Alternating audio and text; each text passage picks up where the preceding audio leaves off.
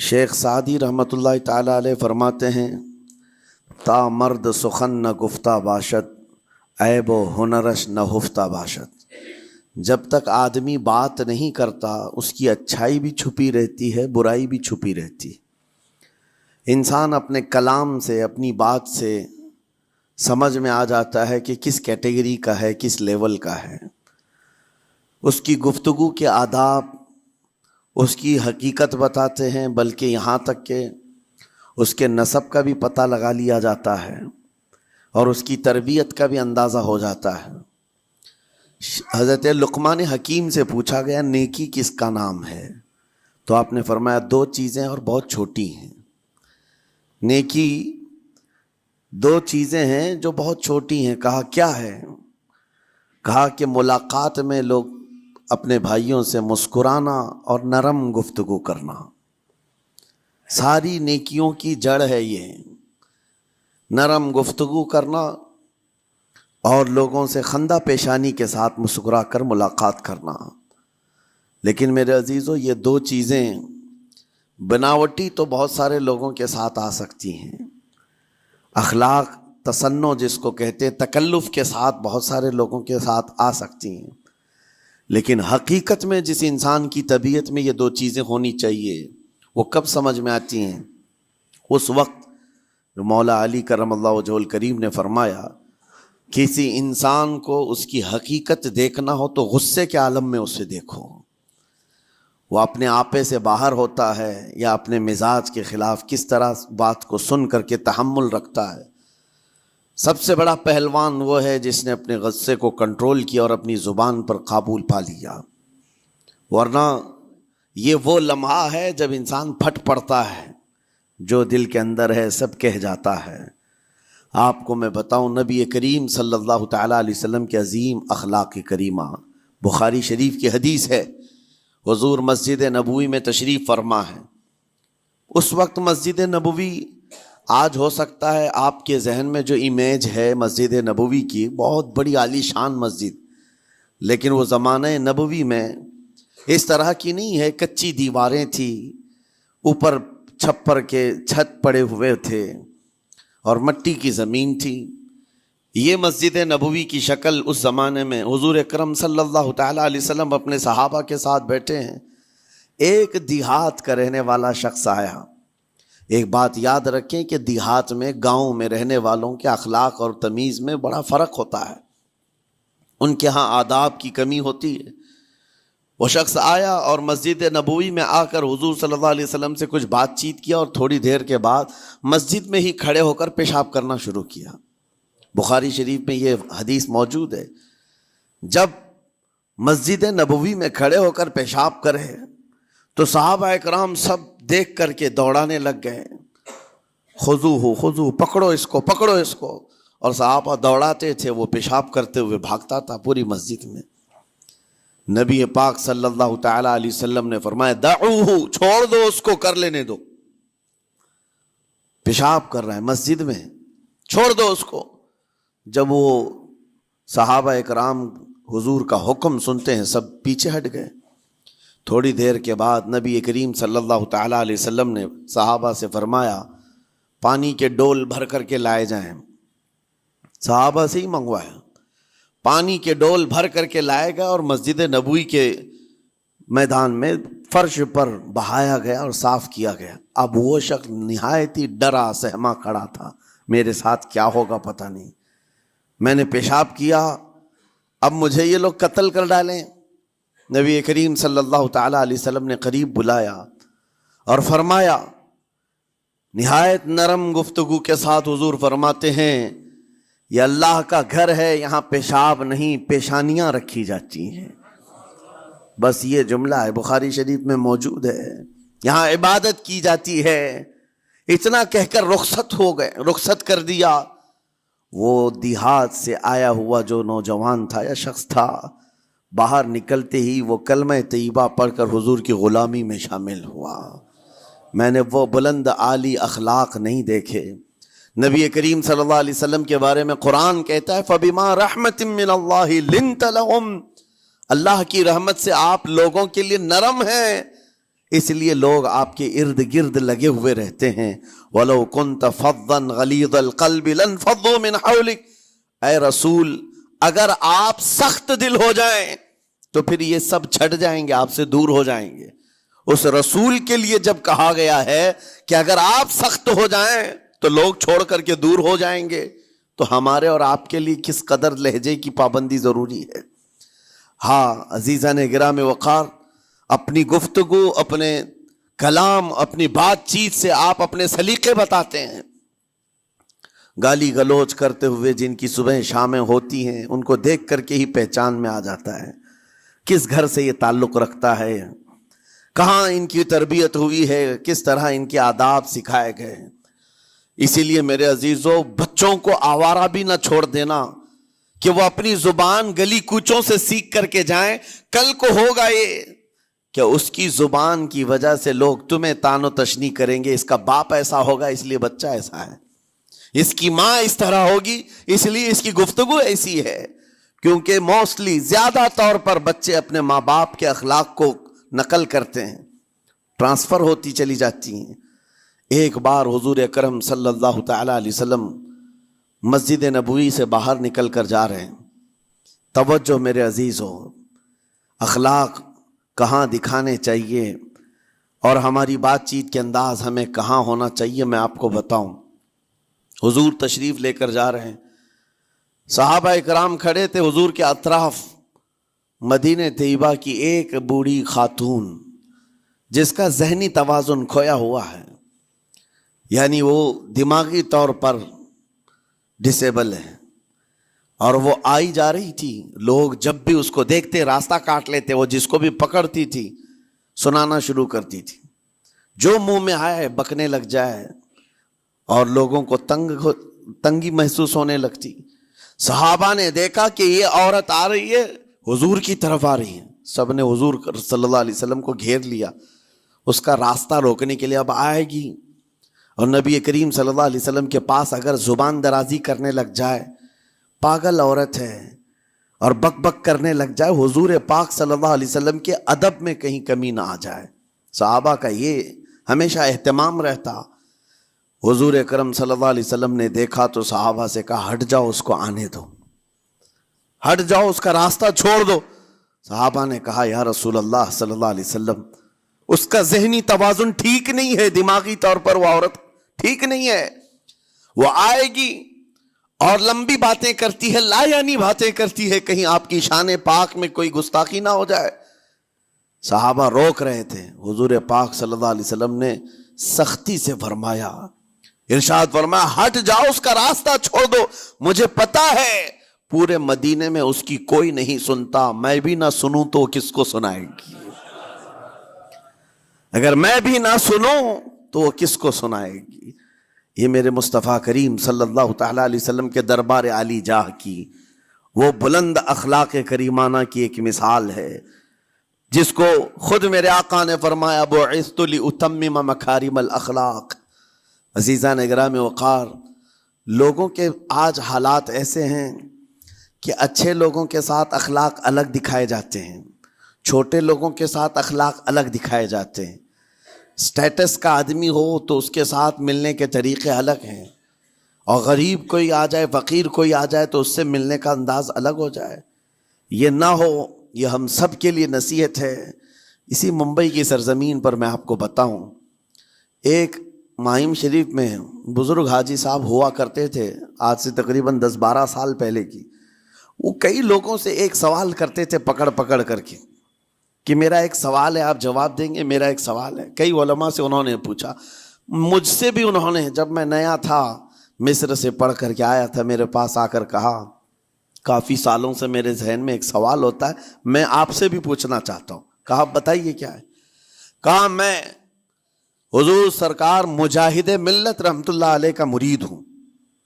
علامہ حبیب الرحمن مجاہد ملت، رئیس اعظم اڑیسہ، جن کے خدمات جلیلہ آج ہو سکتا ہے نئی جنریشن کو نہ معلوم ہو، ان کا لقب ہے مجاہد ملت، جنہوں نے سنیت کی بقا کے لیے اپنا تن من دھن سب قربان کیا تھا. وہ مجاہد ملت عظیم بزرگ ولی کامل ہے. یہ حاجی صاحب کہتے ہیں کہ میں ایک نارمل آدمی تھا، کڑیا تھا، یعنی گھر بنانے کا کام کرتا تھا۔ جب وہ ممبئی تشریف لاتے تو دوڑ کر کے ہر جگہ سے لوگ ملنے آتے، میں بھی گیا تھا، اور اس وقت میں جوان تھا۔ حضور مجاہد ملت رحمۃ اللہ علیہ کی بات وہ بتا رہے ہیں کہ لوگ لائن لگا کر کے مصافحہ کر رہے تھے، مل رہے تھے۔ جب مل رہے تھے تو پھر میرا نمبر آیا، میں ملنے کے لیے گیا۔ بزرگوں کے سب ہاتھ چومتے ہیں، یہ ہمارے سنیوں کے طریقے ہیں۔ ادب، علماء ذوی الاحترام کے ہاتھوں کا بوسہ لینا یہ مستحسن ہے، یہ ہمارے آداب میں سے، معمولات اہل سنت میں سے۔ تو جب سب لوگ ان کے دست بوسی کر رہے تھے، ہاتھ چوم رہے تھے، میں بھی قریب گیا، اور جب میرا نمبر آیا میں ہاتھ چومنے کے لیے گیا تو انہوں نے میرا ہاتھ لے کر خود ہی چوم لیا۔ وہ بزرگ عالی جاہ ولی کامل جن کو دنیا مجاہد ملت کہتی ہے، میرا ہاتھ انہوں نے چوم لیا، اور میرے اندر ایسی پشیمانی تھی کہ میں کیا کروں سمجھ میں نہیں آیا۔ میں ایک معمولی سا کڑیا، اور کہاں ان کا مقام کہاں میرا۔ تو اس کے بعد وہ اس بے چینی میں رہتے تھے کہ ایسا کیوں کیا، ایسا کیوں کیا، کیونکہ پوچھنے کا موقع ہی نہیں ملا۔ ایک بزرگ تھے، انہی کے خلیفہ تھے حضور مجاہد ملت کے، انہوں نے اس کا جواب دیا۔ میرے عزیزو کیا بہترین جواب تھا۔ حضرت مجاہد ملت رحمۃ اللہ تعالی علیہ یہ چاہتے تھے کہ ہزاروں لوگ ہماری تعظیم کرتے ہیں تو کہیں ہمارے دماغ میں بادشاہت کا خیال نہ آئے، ہم غریب اور فقیر کا ہاتھ چوم کر اپنے نفس کی مخالفت بھی کرتے ہیں۔ اخلاق کریمانہ دکھانے کے لیے اسٹیٹس والوں کے ساتھ ہی نہیں، غربا فقراء کے ساتھ بھی وہ اخلاق ہوں۔ نبی کریم صلی اللہ تعالی علیہ وسلم کے وہ آداب آج اگر آپ اپنا لیں، بہت ساری کڑوی چیزیں ویسی ختم ہو جائیں۔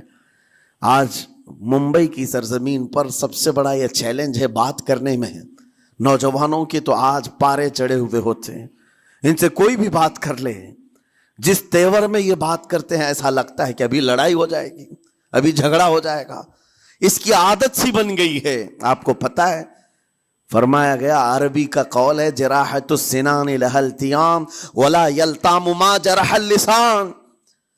تلوار سے، چاقو سے دیا ہوا زخم سوکھ سکتا ہے، زبان سے دیا ہوا زخم کبھی نہیں سوکھتا، زبان سے دیا ہوا زخم نہیں سوکھتا۔ بولنے سے پہلے 1000 بار اس بات کو خیال ہونا چاہیے کہ میں جس کو بول رہا ہوں کہیں اس کا دل چھلنی تو نہیں ہو جائے۔ میری زبان یہ ہوتی 50 گرام کی چھوٹی زبان ہے، لیکن بڑے بڑے لوگوں کے کلیجے چیر کر رکھتی ہے، بڑے بڑے لوگوں کے دلوں میں سوراخ کر کے رکھتی ہے، زخمی کر کے رکھتی ہے اس کا استعمال۔ اسی لیے روایت میں ملتا ہے کہ جب انسان صبح کرتا ہے تو سارے اعضاء، ہاتھ پیر آنکھ کان ناک، سارے اعضاء سب سے پہلے زبان سے یہ عرض کرتے ہیں، اس کی پناہ مانگتے ہیں، کہتے ہیں آج تو صحیح سلامت رہے گی تو ہم سب صحیح سلامت رہیں گے، اور اگر تو پھسل گئی تو عذاب ہم پر بھی ہوگا۔ زبان بولتی ہے، مار کسی اور کو پڑتی ہے، کوئی زبان کو مارتا نہیں ہے، گالی زبان دیتی ہے، لیکن مار کبھی پیٹھ پہ پڑتی ہے، سر پہ پڑتی ہے، ہر جگہ پڑتی ہے۔ تو یہ زبان نبی کریم صلی اللہ تعالی علیہ وسلم نے ارشاد فرمایا، من یضمن لی ما بین لحیتیہ وما بین، حضور پاک صلی اللہ تعالی علیہ وسلم فرماتے ہیں جس نے 2 چیزوں کی ضمانت مجھے دے دی، حفاظت کی، میں اسے اضمن لہ الجنہ، میں اس کو جنت میں لے جانے کی ضمانت دیتا ہوں۔ 2 چیزیں کیا ہیں؟ حضور فرماتے ہیں، ایک 2 جبڑوں کے بیچ میں جو موجود زبان ہے اس کی حفاظت کر لے، اور 2 رانوں کے بیچ میں جو شرمگاہ ہے اس کی حفاظت کر لے۔ یہ 2 چیزیں جس نے بچا لیا میں اس کو جنت میں لے جانے کی ذمہ داری دیتا ہوں، ضمانت دیتا ہوں۔ اس کا کتنا بڑا کردار ہے، یہ زبان کا کتنا بڑا کردار ہے۔ اور حضور نے ایک بار پکڑ کر کے فرمایا تھا، زبان کو پکڑ کر کے کہا تھا، یہ وہ زبان ہے جو انسان کو جنت میں بھی لے جاتی ہے اور دوزخ میں بھی لے جاتی۔ کلمہ کس سے پڑھتے ہیں آپ؟ لا الہ الا اللہ، زبان ہی سے تو پڑھتے ہیں، اسی کلمے نے آپ کو جنت تک پہنچایا۔ اور کافر جو کفر کرتا ہے وہ بھی زبان سے ہی کرتا ہے، اور زبان اسے ہمیشہ کی دوزخ میں لے جاتی ہے۔ اس زبان کو چلانے سے پہلے 1000 بار سوچ لیں کہ آج لہجوں کی سختیاں بڑھتی چلی گئیں. اور آپ کو پتا ہے قرآن پاک میں رب تعالیٰ نے یہ فرمایا وَلَا تَقُلْ لَهُمَا اُفٍّ وَلَا تَنْهَرْهُمَا. والدین کے بارے میں بچوں کو کیا کہا گیا؟ ان کو اف تک نہ کہو. لیکن زبان جب کھلتی ہے نا ماں باپ کے خلاف، نوجوانوں کو ہم نے دیکھا ہے گالی گلوچ کرتے ہوئے اور اتنی بری باتیں کہتے ہوئے معاذ اللہ. عزیزان گرامی وقار، حضور نے تو یہ فرمایا جس نے پلٹ کر کے اپنے ماں اور باپ کو سخت لہجے میں بات کیا یا ان کی نافرمانی کی، حضور فرماتے میرا دل چاہتا ہے کہ اس کے گھر کو آگ لگا دوں، آگ لگا دوں. اس لیے اس بات کو ہمیشہ یاد رکھیں، تمہارے لہجے کی سختیاں کسی کو زخمی کر دیں تو آخرت خراب ہو جائے گی، آخرت خراب ہو جائے گی.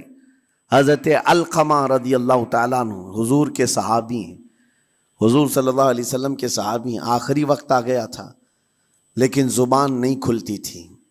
حضور پاک صلی اللہ علیہ وسلم کے پاس سفارش لائی گئی کہ آپ کے وہ ساتھی ہیں انتقال کر رہے ہیں لیکن زبان پر کلمہ بھی نہیں آتا.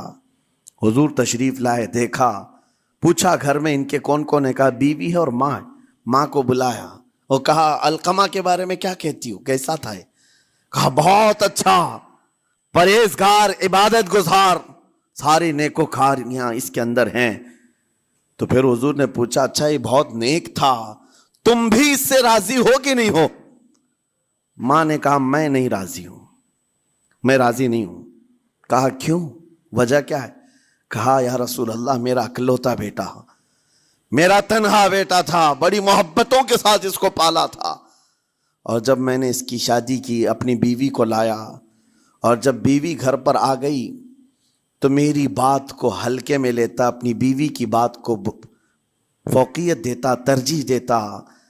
اور اس وقت غالباً یہ باتیں تھی کہ زبان سے کوئی کلمہ ان کے نکلا ہوگا جو بیوی کی حمایت میں تھی، ماں کو تکلیف پہنچ گئی. کہا میرا دل گوارا نہیں کرتا، میں اس سے راضی نہیں ہوں، باقی وہ بہت نیک بندہ ہے، بہت اچھا ہے. حضور نے فرمایا دیکھو زندگی کے آخری پڑاؤ پر آ چکا ہے، روح نکلنے کو ہے، معاف کر دو. وہ بھی صحابیہ تھی، انہوں نے کہا آقا آپ کا حکم ہے یا مشورہ ہے؟ اگر حکم ہے تو پھر ماننا ہے. حضور نے فرمایا نہیں، حکم نہیں، مشورہ ہے. کہا مشورہ ہے تو پھر دل نہیں چاہتا، دل نہیں چاہتا. حضور نے فرمایا صحابہ سے کہ لکڑیاں جمع کرو، آگ لگاؤ اور انہیں اٹھاؤ، آگ میں ڈال دو. آگ دہکائی گئی تو ماں کی ظاہر سی بات ہے ممتا بے چین ہو گئی. کہا ان کو میرے سامنے آگ میں ڈالیں گے؟ کہا ہاں، اس سے بہتر ہے کہ وہاں جلے گا، یہاں جلے. وہ ماں کہتی آقا آپ گواہ ہو جائیں میں اپنے بیٹے کو معاف کرتی ہوں. ادھر معاف کیا، ان کی زبان پر کلمہ طیبہ جاری ہوا.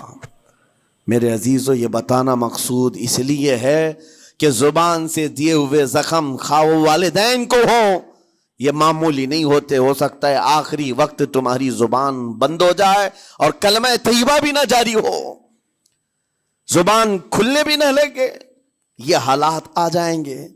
اس لیے اپنی زبان کا کنٹرول برقرار رکھو.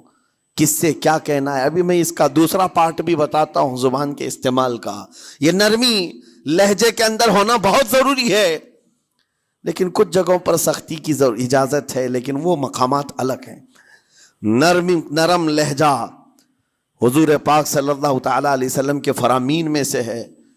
ایک بات بڑی بغداد مقدسہ میں نے ایک ولی پاک کی زیارت کی، ان کے آستانے پر بھی میں ابھی بیان کیا تھا. حضرت بہلول دانا مجذوب بزرگ تھے اور بغداد کی گلیوں میں کہیں پر بھی بیٹھ جاتے تھے، اور جو جانکار تھے وہ سمجھتے تھے اللہ والا بندہ ہے. مجذوب کس کو کہتے ہیں؟ جس کی یاد الہی میں عقل فنا ہو گئی، ختم ہو گئی، اللہ کے ذکر میں اور اللہ کی یاد میں اپنے آپ کو فنا کر دیا ہے. اس کے اوپر شریعت کا قلم نہیں. ظاہر سی بات ہے شریعت کے سارے احکام اس پر ہیں جس کی عقل سلامت ہے. عاقل ہو، بالغ ہو تو نماز فرض ہے نا، عقل ہی نہیں ہے تو وہ مجذوب ان اولیاء کو کہتے ہیں. لیکن ان کے بارے میں حدیث میں ہے، اللہ کے نبی نے فرمایا وہ ایسے بندے ہیں کہ اگر اللہ کو قسم دے دیں کسی بات کی، اللہ ان کی قسم پوری کرتا ہے۔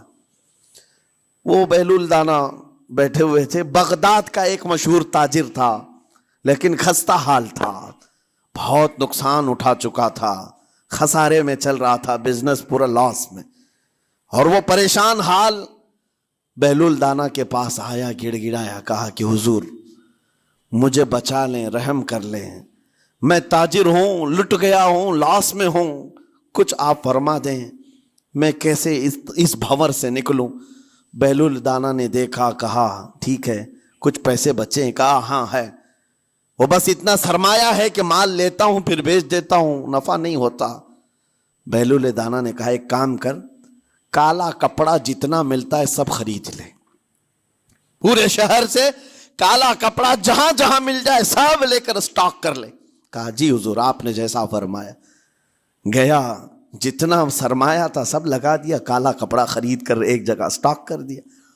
اللہ والے کا حکم تھا، لیکن ہوا یہ کہ بغداد کا معمول تھا، 8 دن گزرے نہیں تھے کہ وہاں وقت کے حاکم کا انتقال ہوا، اور جب حاکم کا انتقال ہوتا تو شہر کے جتنے بڑے لوگ ہوتے، رئیس لوگ، وہ اس کے سوگ میں، اس کے غم میں کالا کپڑا پہنتے تھے، اور کالا کپڑا سوائے اس تاجر کے کسی کے پاس نہیں تھا، اور سارے بڑے لوگ پیسوں سے اس کے پاس کالا کپڑا خریدنے آئے، یہ منہ بولے قیمت پر، جیسے تیسے جتنی قیمت پر بولے سب خرید کر لے جاتے، اور پل بھر میں ایک دن کے اندر وہ بہت بڑا کروڑ پتی بن گئے، بہت مال آ گیا۔ یہ بات یاد رکھیں، اللہ مال دیتا ہے، اس کے بعد پھر آزمائش بھی ہوتی ہے۔ مال اتنا آ گیا، اب لے کر کے مستیاں تھیں، چند دن گزرے، ظاہر سی بات ہے مال کو بڑھانے کی تمنا ہر ایک کی ہوتی ہے، کوئی یہاں پر اینڈ کرنے والا نہیں ہے دنیا میں، چاہے اس کا بزنس اربوں پر بھی پہنچ جائے، اسے آگے پہنچنا ہے۔ چند دن گزرے تھے، 8-10 دن، پھر آیا حضرت بہلول دانا کو ڈھونڈتے ہوئے، ایک جگہ میدان میں یہ مجذوب بزرگ بیٹھے مل گئے، آیا اور کہا او دیوانے بتا اب کیا خریدوں، پیسہ بہت ہے ابھی میرے پاس، بتا دیوانے اب کیا خریدوں۔ انہوں نے دیکھا، کہا کہ لہجہ تو بدلا ہوا ہے، پیسہ بہت زیادہ تھا، کہا کہ ٹھیک ہے کوئی بات نہیں، اللہ والوں کو ان سب چیزوں سے کوئی لینا دینا نہیں۔ آپ نے کہا مال جتنا ہے تیرے پاس سب لے کر کے خربوز خرید لے، تربوز خرید لے، جس کو کلنگڑ کہتے ہیں، تربوز پورے خرید لے۔ اس نے کروڑوں کی جائیداد پورے تربوزوں میں لگا تھی، سب تربوز خرید کر سٹاک کر دیا ایک جگہ، اور اس کے گمان میں یہی تھا کہ چند دن گزریں گے، کوئی ایسا ہی حادثہ ہوگا جب تربوز منہ مانگی قیمت پہ لوگ خریدیں گے اور میں بیچوں گا۔ پورا مال تربوز میں لگایا، 2 دن 4 دن 6 دن 8 دن گزرے، کوئی حادثہ نہیں، ادھر تو تربوز سڑنے لگ گئے، وہ تو زیادہ دن سٹاک نہیں کیے جا سکتے، سڑن شروع ہو گئی، پھر تھوڑے دنوں کے بعد پورے کے پورے سڑ گئے، کروڑوں کا مال تربوز میں سڑ کے چلا گیا، وہ بیچ بھی نہیں سکا، کچھ نہیں کر سکا، واپس چیختا چلاتا اسی حالت میں آیا، پہلے سے بھی زیادہ بدتر حالت میں آ گیا ہوں، دوڑتے ہوئے آیا، حضرت بہلول دانا کو ڈھونڈتے ہوئے، کہاں ہیں؟ وہ اسی جگہ بیٹھے ہوئے مٹی میں بیٹھے رہتے تھے، قریب آیا اور کہنے لگا کہ آپ نے میرے ساتھ ایسا کیوں کیا بہلول؟ بہلول دانا نے کہا کیا ہوا؟ کہا میں تو لٹ گیا، تربوز میں پیسے لگائے آپ کی وجہ سے اور پورے سڑ گئے۔ بہلول دانا نے کہا میں نے تو کچھ نہیں کیا، پہلے تو تجھے نفع ملا تھا وہ تیرے لہجے کی وجہ سے، اب خسارہ ہوا ہے تیرے لہجے کی وجہ سے۔ پہلے جو آیا تھا بات کرنے کے لیے اس وقت تیری تمیز الگ تھی، تیری تہذیب الگ تھی، اخلاق الگ تھی، گڑ گڑا کر کہا تھا کہ میں لٹ گیا ہوں آپ رحم کر دیں، دوسری بار آ کر کے کیا کہا، وہ دیوانے بتا کیا خریدوں؟ لہجہ بدل گیا تو پوری حیثیت بدل گئی، زبان ہماری اونچائی پر بھی لے جاتی ہے اور نیچے بھی لے آتی ہے۔ اس بات کو ہمیشہ ملحوظ رکھیں کہ اس زبان سے بہت سارے لوگ نفع بھی اٹھاتے ہیں، بہت سارے لوگوں کو نقصان بھی ہوتا ہے، لیکن ساتھ میں یہ بات بھی عرض کروں، नरम गुफ्तगू करने का आदी हर एक को होना चाहिए, नरम गुफ्तगू करने का आदी हर एक को होना चाहिए। उसकी नेकियों की अलामत है, उसके अखलाक की अलामत है। लेकिन साथ में इमाम शाफी रहमतुल्लाह ताला अलैह ने यह भी फरमाया, चाहे जितनी भी नरम तबीयत हो इंसान की, अल्लाह और उसके रसूल के लिए गैरत होनी चाहिए। अल्लाह उसके रसूल के खिलाफ बात सुने तो फिर नरम लहजे का इस्तेमाल ना करे, फिर वो बुज़दिली कहलाएगी, वो बुज़दिली कहलाएगी।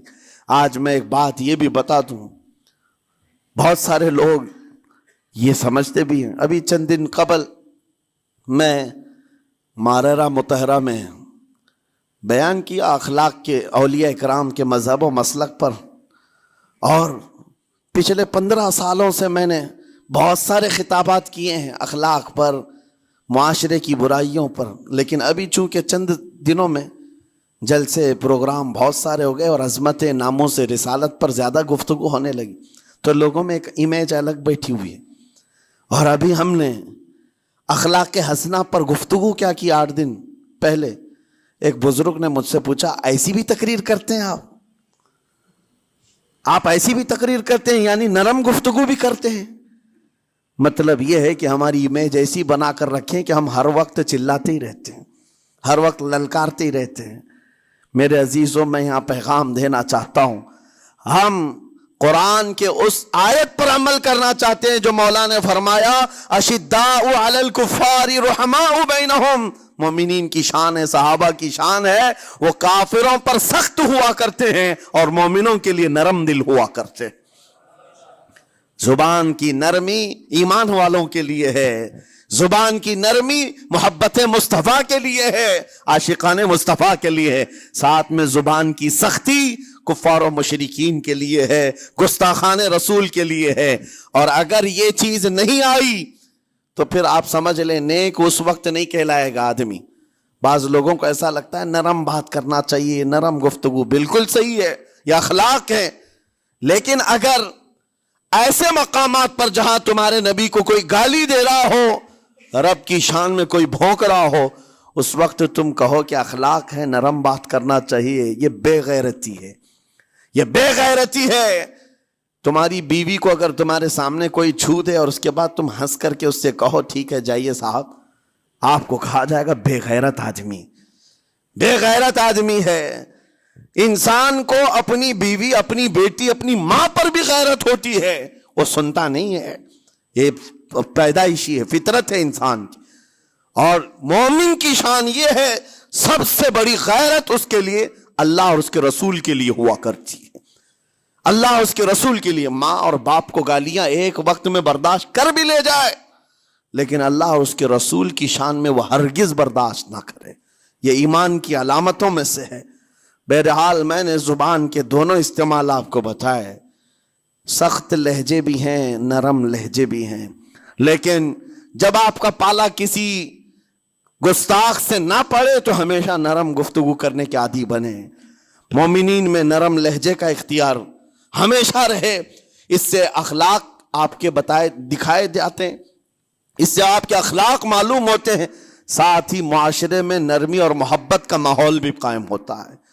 डांटने के तरीके भी मैं आपको बताऊं, मेरे उस्ताद, मेरे वालिद इग्रामी फरमाया करते थे, हुजूर हाफिज मिल्लत रहमतुल्लाह अलैह, जो अल-जामिअतुल अशरफिया मुबारकपुर के बानी हैं और बड़े मुहद्दिस, जिन्होंने एक नहीं हजारों आलिम पैदा किए, इस हिंदुस्तान की बात कर रहा हूं। हाफिज मिल्लत रहमतुल्लाह अलैह पूरी बुखारी शरीफ पढ़ाते थे, तकरीबन 40 साल तक उन्होंने पढ़ाया बुखारी शरीफ। मेरे वालिद उनके शागिर्द हैं। फरमाते हैं जब वो बहुत ज्यादा नाराज हो जाते किसी से, डांटना होता, हर उस्ताद बच्चे को डांटता है, कभी कुछ बच्चा नाफरमानी कर जाए या मिजाज के खिलाफ बात करे तो उस्ताद डांटता है। तो हाफिज मिल्लत रहमतुल्लाह अलैह अगर किसी शागिर्द को डांटते भी गुस्से में तो कहते हैं ए जन्नती क्या कर रहा है। कहते हैं अगर ये जुमला कबूल भी हो जाए तो बच्चा जन्नती हो जाए। लहजे की ये इस्तेमालात औलिया से सीखो मेरे अजीजों। गुस्से पर कंट्रोल उस वक्त तुम्हारे अखलाक मालूम होते हैं जब तुम्हारा गुस्सा उरूज पर होता है, उस वक्त तुम्हारी हकीकत लोगों के सामने आती है। وہ اپنے شاگردوں کو ڈانٹتے بھی تو جنتی کہہ کر ڈانٹتے ہیں، یعنی کوئی گالی نہیں ہے، کوئی برے کلمے نہیں ہیں، بلکہ ایسا جملہ ہے کہ اگر قبول بھی ہو گیا استاد کی زبان سے، اس کی تو زندگی وصول ہوگی، اس کا بیڑا پار ہو گیا۔ ہمارے درمیان ماں باپ کو بھی یہ چاہیے کہ بچوں کو کس طرح کے اخلاق آپ دے رہے ہیں۔ گفتگو کرنے کے متعلق قرآن میں اللہ تعالیٰ نے آداب بتائے ہیں۔ جب آپ گھروں کے اندر موجود ہوں تو بچوں کے سامنے کس طرح کی گفتگو کیا کریں گے، کیسی بات کریں گے۔ شوہر اور بیوی جس طرح کی باتیں کر رہے ہیں بچے کے دماغ میں وہ پورا کا پورا چھپتا ہے، ٹرانسفر ہوتا ہے۔ اسی لیے کہا گیا ایڈلٹ گفتگو کبھی بھی بچوں کے درمیان نہیں کی جائے گی۔ جو میچورٹی میں نہیں ہے ان بچوں کے سامنے ماں اور باپ بیٹھ کر کے کلام بھی نہ کریں، بات نہ کریں۔ معاشرہ تو آج ایسا ہے، سب پوری فیملی لے کر کے بیٹھے ہوئے ہیں، اور حد تو یہ ہے کہ گندی فلمیں سامنے لگی ہوئی رہتی ہیں۔ وہ کیسے بچا پاؤ گے؟ 4 سال 5 سال کے بچے کے اندر بھی وہ گفتگو، وہ مکالمات، ایک دوسرے سے بات کرنے کی تمیزیں، وہ سب وہاں سے سیکھتا آ رہا ہے۔ گھروں کے اندر ماحول کو تبدیل کرنے کے لیے آپ کی اپنی زبان پر کنٹرول اور اپنے بچوں کی تربیت اور ان کی زبان پر کنٹرول بہت ضروری ہے۔ پھر دیکھنا آپ یہ معاشرہ پیدا کر کے کل کو آپ کا بچہ نکلے گا، اس کی تمیز، اس کے اخلاق پر ہر کوئی اش اش کرے گا۔ چند دنوں کی محنت ہے آپ کی، لیکن بچے جب سلیقے کے ساتھ گفتگو کریں تو لوگوں کا دل جیت لیا کرتے ہیں۔ بات کرنے کے آداب ایسے ہیں کہ لوگ دل جیت لیا کرتے ہیں۔ یہ میرے استاد گرامی مصر کے رہنے والے تھے، جب خطابت ہمیں سکھا رہے تھے گفتگو کرنے کے آداب، تقریر کرنے کے آداب، تو ایک امام غزالی کا قول تھا کلم الناس علی قدر عقولہم، لوگوں سے ان کی عقل کے مطابق بات کرو۔ اس پر وہ سمجھاتے ہوئے ہمیں ٹریننگ دیتے تھے اور کہتے تھے کہ تمہارے پاس آنے والے کئی طرح کے لوگ ہوں گے، اگر تم امام ہو، اگر داعی ہو، خطیب ہو، مقرر ہو، کوئی غریب گھر سے، کوئی بڑے امیر گھر سے، کوئی پڑھا لکھا آئے گا، کوئی جاہل ہوگا، کوئی بدتمیز بھی ہوگا، کوئی نیکوکار، کوئی گنہگار، سب طرح کے مکس مجموعہ تمہارے پاس ہوگا۔ ان سے خطاب کرنا، ان سے بات کرنا، کس انداز سے بات کرو گے، کیسے ان سے کلام کرو گے۔ میرے عزیزو، یہ ہمارا اپنا ہنر نہیں ہے۔ ہم جو آپ کے سامنے گفتگو کر رہے ہیں یہ ہمارا فن نہیں ہے، یہ اپنا پیدا کیا وہ ہنر نہیں ہے۔ ہمیں سکھایا گیا تھا صرف اور صرف آپ کو اس مجمع سے اور یہ آئے ہوئے جمع غفیر سے بات کرنے کے لیے ایک ہی اسلوب اپنانا ہے، دیکھنا ہے کہ رسول اللہ کیسے بات کیا کرتے تھے۔ میرے آقا صلی اللہ تعالی علیہ وسلم کا اسلوب اپناؤ۔ حضور کے خطبے دیکھو، حضور جب خطاب کرتے، ظاہر سی بات ہے مسجد نبوی میں اس وقت بھی لوگ، ہر طرح کے لوگ آتے، دیہات کے بھی تھے، شہر کے بھی تھے، اعلیٰ دماغ والے لوگ اور کئی الگ الگ قسم کے لوگ آتے۔ حضور کا خطاب سب کے لیے تھا۔ عزیزان گرامی، ان سنتوں پر عمل کر کے آج آپ اپنے لہجے کو بہتر بنا سکتے ہیں۔ بس میری گفتگو کا خلاصہ یہی ہے کہ اللہ تعالیٰ ہمیں زبان کا صحیح استعمال عطا فرمائے، ورنہ یہ زبان کی سختیاں اور اس کی کڑواہٹ ہمیں دوزخ میں بھی لے جاتی ہے، دوزخ تک لے جا سکتی ہے۔ اللہ تعالیٰ اس کی مکاریاں، اس کی عیاریاں اور اس کی شرانگیزیوں سے ہم سب کی حفاظت فرمائے۔ ساتھ میں یہ بھی میں بتا دوں، وہ زبان پاک نہیں بولتی، وہ زبان پاک نہیں بولتی جو حلال نہیں کھاتی۔ یہ بھی بزرگوں نے فرمایا ہے، یہ زبان پاک نہیں بولتی جو حلال نہیں کھاتی، اسی سے ہر کچھ گزرتا ہے، اندر پیٹ میں جاتا ہے۔ حلال لقمے اس سے گزارو تو زبان پاک بولے، اللہ کا ذکر کرے اور تمہیں زبان میں وہ لذت آنے لگ جائے، لیکن اس سے حرام لقمے گزارتے رہو گے، اس کے لہجے کی سختیاں بھی آ جائیں گی، اس کے اندر کڑواہٹ بھی آ جائے گی، گالی گلوچ، یہ سارے استعمالات یہ زبان کرنے لگ جائے گی۔ کیوں؟ اس سے حرام لقمے جو گزارے جا رہے ہیں۔ اس چیز کا بھی خیال ضروری ہے۔ زبان کو جس طرح کا پیٹرول دو گے ویسی چلے گی یہ گاڑی، جس طرح کا ڈیزل اس کے اندر ڈالتے ہو، حرام یا حلال، یہ بہت معنی رکھتا ہے۔ اور ایک بات یہ بھی سن کر کے چلے ہیں کہ حضرت سلیمان علیہ السلام کے زمانے میں ایک مناظرہ ہوا تھا علماء کا۔ بعض لوگوں نے کہا کہ انسان کی ایک جماعت تھی، انسان کی زبان افضل ہے، منہ افضل ہے، اس لیے کہ وہ اللہ کا ذکر کرتی ہے۔ بعض نے کہا کہ نہیں، انسان کے پیچھے کا مقام اچھا ہے، اس سے بہتر ہے۔ یہ دونوں کی تکرار میں حضرت سلیمان علیہ السلام کے پاس بات آئی، آپ بتائیں۔ تو ان سے پوچھا تم اتنی بڑی بات کیوں کہہ رہے ہو؟ اس کے پیچھے کا مقام اچھا ہے۔ کہا کہ اس لیے کہ وہ صرف نجاست نکالتا ہے، وہ صرف نجاست نکالتا ہے، وہ مقام غلاظت باہر کرتا ہے، غلاظت اندر لیتا نہیں۔ زبان غلاظت اندر بھی لیتی ہے، حرام کھاتی بھی ہے، لوگوں کو زخمی بھی کرتی ہے۔ ان علماء کی دلیل تھی۔ تب آپ نے فرمایا بات ٹھیک ہے، جس انسان کا زبان پر کنٹرول نہیں، حرام کھاتا ہو اور بد کلامی کرتا ہو، گالی گلوچ ساری چیزیں کرتا ہو، آپ نے فرمایا اس سے بہتر اس کا پیچھے کا مقام ہے۔ اور جو انسان کنٹرول رکھتا ہے، حلال کھاتا ہے اور لہجے کی نرمی رکھتا ہے، ظاہر سی بات ہے اس کا منہ ہی افضل ہے، اس کی زبان افضل ہے۔ اب یہ تو فیصلہ سب کا ہے، کس کو کیا چیز اختیار کرنی ہے۔ عزیزان گرامی اوقات، یہ بہت بڑی بات ہے جو میں آپ کے سامنے کہہ رہا ہوں۔ زبان کو اگر کسی دوسری جگہ سے کمپیئر کیا جائے تو لگتا ہوگا نرم، یہ بالکل اچنبے والی بات ہے، عجوبے والی بات ہے، یہ کون سا کمپیریزن ہے؟ وجہ یہی ہے، بعض لوگوں کو ہم نے اتنا گندا بولتے ہوئے دیکھا ہے، اس سے بہتر ہے کہ وہ نہ بولیں۔ لوگوں کو زخمی کرتے ہیں، کسی کے مقدسات پر حملے کرتے ہیں۔ اللہ تعالیٰ ان کے زبان کی شرارتوں سے ہماری حفاظت فرمائے، اور کریم خدا ارحم الراحمین مولا اس چیز سے بھی ہمیں حفاظت فرمائے۔ قیامت کے دن کچھ لوگ صرف اس لیے پکڑے جائیں گے کہ وہ کچھ نہیں بولتے تھے، لیکن وہ جن کے ساتھ رہتے تھے وہ بولتے تھے، وہ لوگ بولتے تھے، اور ان کی وجہ سے یہ خاموش رہنے والا جو ساتھ میں تھا اسے بھی جہنم میں لے جایا جائے گا۔ اور وہ اس دن کہے گا پکار کر، یا ویلتا لیتنی لم اتخذ فلانا خلیلا، اے کاش میں فلاں کی دوستی نہیں کیا ہوتا تو اچھا ہوتا، آج میں بچ گیا ہوتا۔ اپنے ماحول کو بچاؤ، جہاں زبان کی خرابی دیکھو اپنے آپ کو بھی بچاؤ، اور اس ماحول سے بھی اپنے کو دور رکھو۔ اللہ کی بارگاہ میں دعا ہے مولا تعالیٰ اس زبان کو خالص اپنے ذکر میں لگائے اور اپنے حبیب پاک کے ذکر میں لگائے۔ مولا تعالیٰ ہم کو زبان کی بد کلامیوں سے محفوظ و مامون فرمائے۔